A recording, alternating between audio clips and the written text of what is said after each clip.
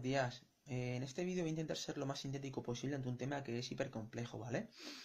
En primer lugar, voy a explicar por qué soy abstencionario, después por qué no hay democracia en términos formales en este país, aludiendo principalmente a la obra de Antonio García Trevijano, para describir la estructura de poder que hay establecida en este país, y finalmente una propia crítica a la democracia en términos formales en caso de que estuviesen las reglas constitutivas de esta. Nosotros los abstencionarios no somos apolíticos, estamos muy politizados.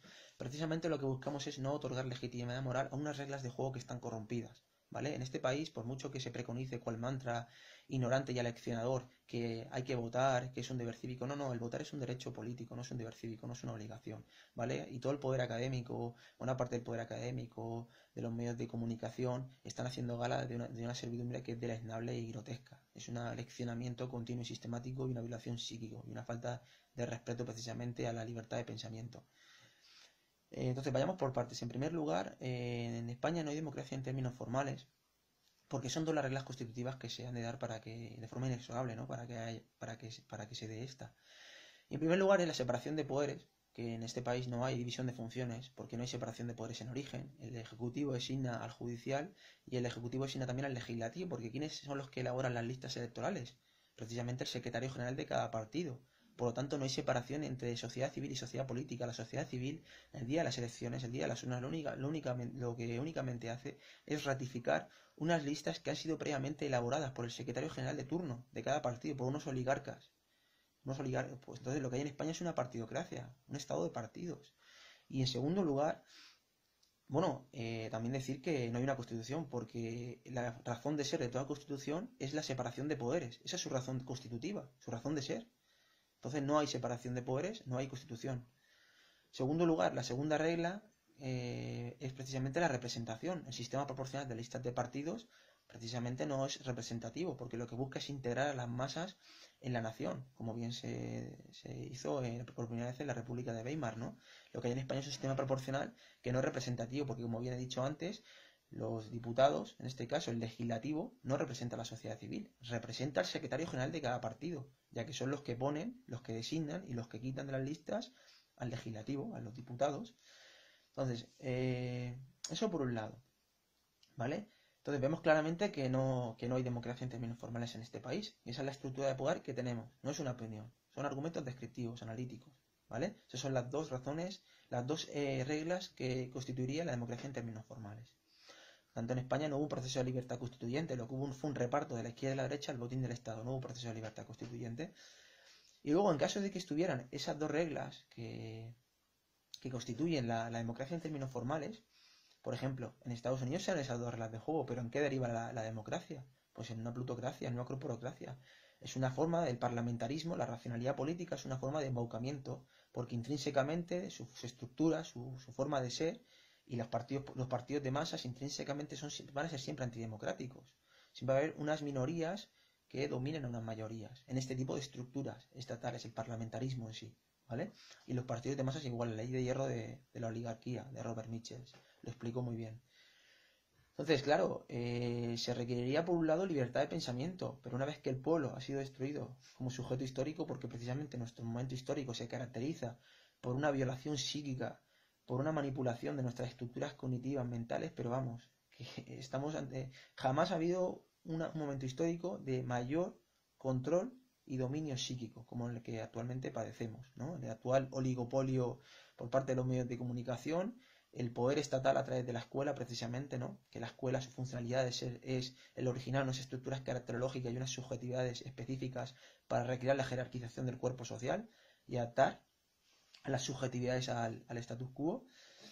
Entonces, claro, ante estas condiciones, aunque hubiese esas dos reglas, vemos claramente que no hay libertad de pensamiento y que intrínsecamente son antidemocráticas, ¿no? Porque precisamente, bueno, lo que se ha oído siempre es en la mitificación del pasado, decir que precisamente el pasado siempre ha sido algo reaccionario y oscuro, ¿no?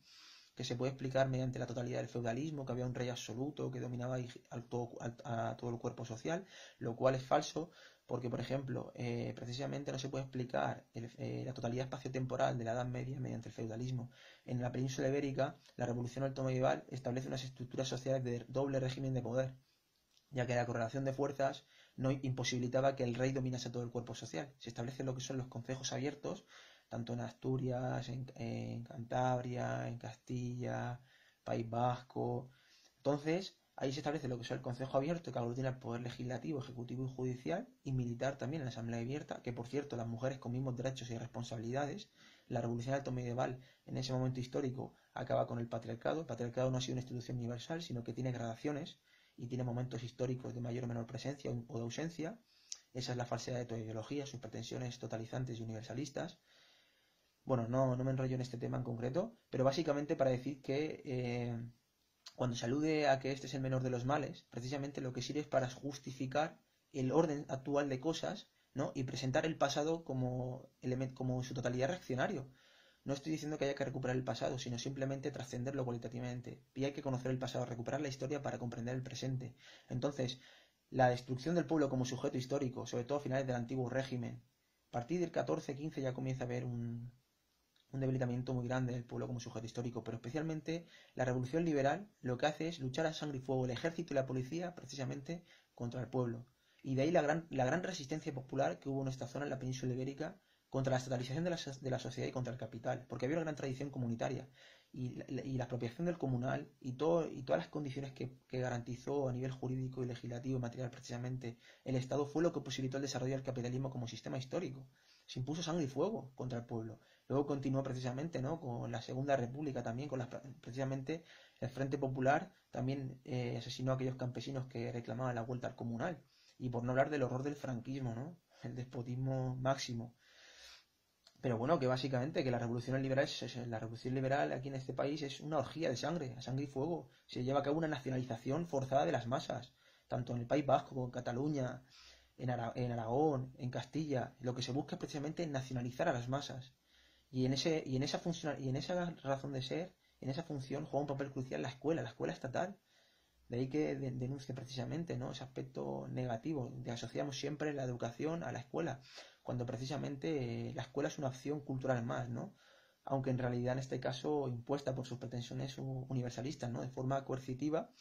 Por lo tanto es una falacia, ¿no?, hablar de multiculturalidad y de diálogo intercultural en la escuela cuando precisamente todo Estado y toda escuela intrínsecamente por su forma de ser y sus pretensiones es altericida, destructora de las diferencias humanas. La destrucción de las culturas orales, de aquellas diferencias humanas reales, ¿no? Ahora quedan diluidas en esa superficialidad que denominan diversidad, nada que ver con la diferencia, ¿no? Y bueno, pues eso realmente lo más trascendental, tanto la izquierda y la derecha como categorías son solubles, ¿no? Lo más importante, no por en tela de juicio el orden estatal y esa función inhabilitante que tiene el Estado respecto a la comunidad, una vez que la destruye como sujeto, que destruye a la comunidad y que propicia una erosión de las capacidades analíticas, reflexivas del sujeto, se propician unas subjetividades de sumisión y de aceptación de lo establecido. ¿Qué libertad de pensamiento estamos hablando? Si precisamente estamos en un momento histórico en el que las capacidades de dominio del imaginario social, vamos, no han tenido precedente alguno, ¿no? Y luego, bueno, me da una risa tremenda, me echo al suelo a reír cuando escucho a la derecha decir que el libre mercado es antiético, ¿no?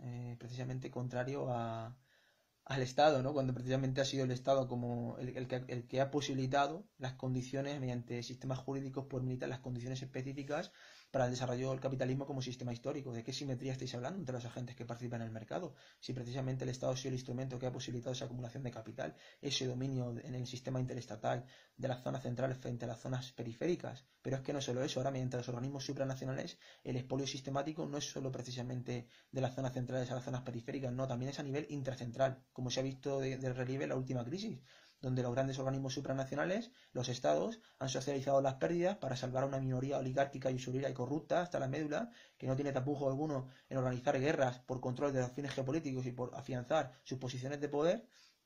Señores, ¿de qué estáis hablando? Los hechos empíricos refutan, la evidencia histórica renuncia a vuestro acto de fideísmo, de pura fe, de teología. El liberalismo es teología. Y luego, bueno, por no hablar precisamente también del papel de los grandes organismos supranacionales, ¿no?, respecto al control de la emisión de la moneda, la financiación de la economía, o sea, toda esa serie de organismos supranacionales se ha visto claramente. Por ejemplo, cuando Syriza llegó al poder en Grecia, se vio la imposibilidad de actuar y hacer frente a esa hipercomplejización supranacional, una serie de estructuras que son instrumentos precisamente que posibilitan esa acumulación de capital frente a los intereses de la inmensa mayoría, ¿no? Y la izquierda, bueno, hace gala de una estatolatría, vamos, que olvida y no tiene en consideración precisamente, como he dicho antes, esa función inhabilitante que caracteriza a todo Estado, ¿no? Entonces, bueno, se permite votar, ¿no? Porque realmente no ratificar, en este caso, incluso listas electorales, porque no supone peligro alguno. Actualmente el poder más que material, sí, se acude al poder material estatal cuando las condiciones lo requieren, pero hoy en día el poder es mucho más sutil. Hoy el poder es psicopolítica, ¿no? Como decía Han en La sociedad del cansancio. Hoy el poder es más sutil, se invisibiliza, porque precisamente se han propiciado unas condiciones, unas subjetividades, unas estructuras caracterológicas históricas que, bueno, han dejado al ser humano precisamente subhumano, ¿no? Un proceso de subhumanización en curso continúa. Bueno, que no sea todo crítica. En ese sentido, apostamos, yo por lo menos tengo clarísimo que no voy a votar, que no voy a legitimar reglas de juego que están corrompidas, unas estructuras que precisamente han colocado al individuo y a la comunidad, han destruido a la comunidad y han colocado al individuo precisamente como medio y no como fin en sí mismo, han constituido la vida como medio y no como fin. Es decir, la creciente racionalidad de nuestras sociedades en los últimos 200 años, junto a la estatalización, tiene la pretensión de perpetuarse como fin en sí mismo. La vida es un puro medio, no es un fin en sí mismo. ¿Un medio para qué? Para la acumulación de capital, la destrucción continua y sistemática de la naturaleza. Y bueno, ahí estamos en una crisis civilizatoria y axiológica sin precedentes. Entonces habrá que apostar precisamente por aquellos proyectos que surjan entre los iguales de la sociedad civil y que tengan pretensión de establecer precisamente el cuidado de la vida en el centro, que tengan la intencionalidad de cambiar las relaciones socionaturales, de integrar al ser humano en la comunidad biótica con respeto no solo a la naturaleza, sino también a otras especies, y apostar precisamente, pues eso, por proyectos que tengan la intencionalidad de generar interdependencia vital, ¿no? La situación de incertidumbre que se avecina ante la crisis ecosocial, pues bueno, ya veremos la tesitura, ¿no? En la que las condiciones en las que se va a desenvolver estos procesos. Pero bueno, en definitiva no me enrollo más, que esto es muy complejo y muy largo para explicar en un vídeo de 12-13 minutos. Y bueno, está clarísimo, ¿no? Que por qué no voto. Creo que he dejado bien claro las motivaciones por las cuales no pienso ir a ejercer la servidumbre voluntaria el día 10 de noviembre. Esto es una farsa en la que cada cual, bueno, escoge, ¿no? Si decide o no. Yo tengo clarísimo que no pienso ir a votar.